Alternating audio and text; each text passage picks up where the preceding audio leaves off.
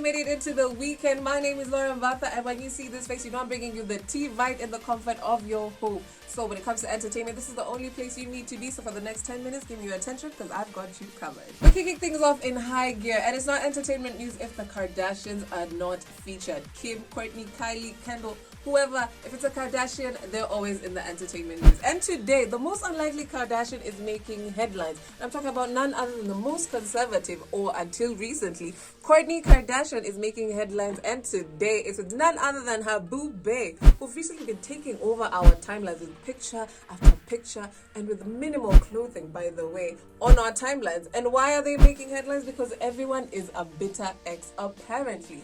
Kourtney, who seems the most uptight, well, according to me, everyone is really bitter about her moving on, especially her ex, Scott Disick. Scott, besides dating besides dating people young enough to be his daughter, should take a breather from all this. He went ahead and DM'd, allegedly, Kourtney's ex, Eunice, and actually asked him, what is Kourtney doing with this guy?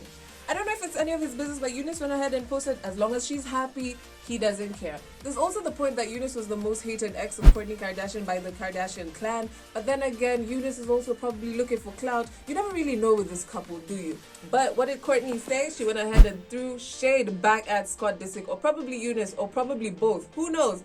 And said, this is gonna hurt forever. And I actually believe them, because at this point in time, this couple is thriving and flourishing all over the world when it comes to pictures left, right, and center. And Travis Baker wasn't even that kind of a social media person, unless with his daughter. But right now, I think I'm team Kourtney and Travis. I don't know what September is known for, but for me this month, it's all about baby fever. When I check onto IG, I am telling you the number of babies flourishing on my timeline is ridiculous. But starting things off is Tiana Taylor celebrating her youngest first birthday, so that was exciting. The biggest party, bigger than any I've ever had. Tell me, what do you guys do for your baby's first birthdays? Because this was a bit But anyway, aside from that, we're moving to Nicki Minaj and Rihanna's reunion, and this was so epic. I think this is the biggest picture on the internet as yet. So they were hanging out with Papa Bear, and A$AP Rocky was there, and Nicki Minaj's husband was there. But this was not the biggest thing to happen this month. The biggest thing to happen this month is Cardi B got her second baby. And I don't want to know how many birthdays she already has in line to get, but from my assumption, probably 3. Like for birth, I don't know, maybe 3 back. But that I can live with. But if it's more than that, I will really dive into depression. But anyway, guys, a big congratulations, Cardi B, and Virgo season is here. They say the heart is closer to home, but apparently not, because it's all headaches from now onwards. A few weeks back, Edgar Obare, popular blogger, broke the story about Giuliani and Lilian Nganga. If you don't know who Lilian Nganga is, then check with your local governor in Machakos, because that's exactly who she is, the wife, the first lady of Machakos, or at least was until recently. So Edgar Obare broke the story on his page, which was Edgar Obare, which is no longer in existence, but that's a story for another day. And now they went ahead to come out openly and be like, you know what, we're 2 adults and this is a consensual relationship. No one stole anyone from anything. Let love happen. And I totally agree, because I think Giuliani is like a cool dude, But anyway, this was after a very, very, very awkward birthday party at the Ole Sereni. If you guys didn't see, go ahead and check the clips. When Alfred Mutual was trying to hold Lilian Nganga's hand, I lost it. My guys, I absolutely lost it. So if you haven't lost it yet, go ahead and check out that video. He seemed less than happy and went ahead to get Rayvanny all the way from Tanzania. I don't get the correlation. I don't get what the purpose of Rayvanny was at the party was. But anyway, Giuliani went ahead to state that he had received a phone call that was threatening him to stay away from Lilian Nganga, because you know what? Apparently Lilian Nganga is a pet who can be taken from someone and then forced to leave and love Giuliani somehow. So anyway, Giuliani claimed that he was threatened, and people on the internet, our netizens, my favorite people on the planet, went ahead to state that probably it was Alfred Mutua. But you know what? We're not saying anything. It's just an accusation and it's not been validated. So all that aside, moving on, Edgar Obare on the same plane, apparently his brother was kidnapped recently and tortured in order to find out his location. He went ahead live on his BNNKE page to say that he was traumatized and he doesn't believe that all this could be happening. Of course, this was after a series of events, bitter people being called out for being cheats, and also exposing the Alfred Mutua story. Beyond that, the wash thing. But people were like, Edgar, maybe it's Alfred. He's a bit bitter, like he put his business out there. I would be too, but I don't think I'd go as far as kidnapping your brother. And if it was Alfred Mutual, like, he doesn't have. We're not gonna go there, but guys, you understand what's happening. And anyway, Edgar has also claimed to be moving out of the expose space. I don't know what he's gonna do next, but apparently he started something to do with engineering, so I can't wait to see him like in a hard hat and those things. It's gonna be different, like. But anyway, that's what's been happening on the local scene. And on top of that, Giuliani went ahead to go from controversy to doing a collaboration with the most controversial Kenyan artist, Willie Paul, who's facing a lawsuit against sexual assault from one of his signees on Saldido Records. So I can't wait to see how this whole story pans out. But as for Lilian Nganga,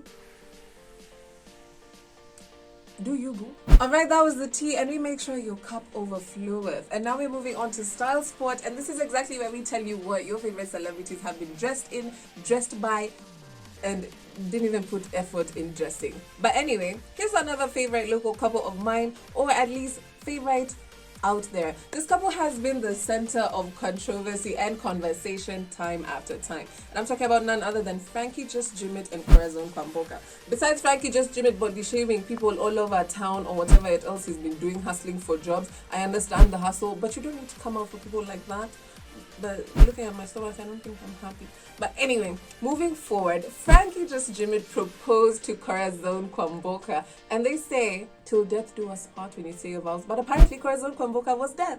And here she comes getting her proposal ring and engagement ring just in time for baby number 2. We're all excited for baby number 2. You guys remember baby number 1 with all the drama from the chink with the girl? Yeah, that one. But we're no longer talking about that because it's all about Frankie Just Jimit and Corazon Kwamboka. And better yet, the baby bump looks. This is something we always look forward to, because being pregnant doesn't mean you have to lose your sense of style. Absolutely not. And Corazon Kwamboka, besides having the body and the taste for outfits, she's been killing look after look. We have 2 numbers that are my favorite, and that was the animal print she did, I think, after the proposal, and the red number she did with Corazon and the with Frankie and the baby, which was absolutely fantastic. As for Frankie,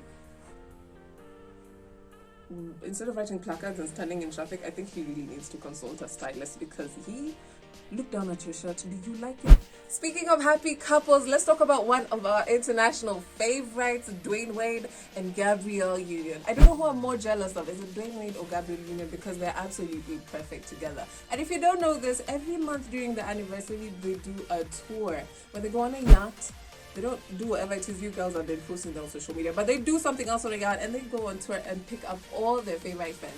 And I wish I was one of them, because they look absolutely stunning. And one of our favorite numbers was this pink and black dress that Gabrielle Union wore, and that was from House Valentino.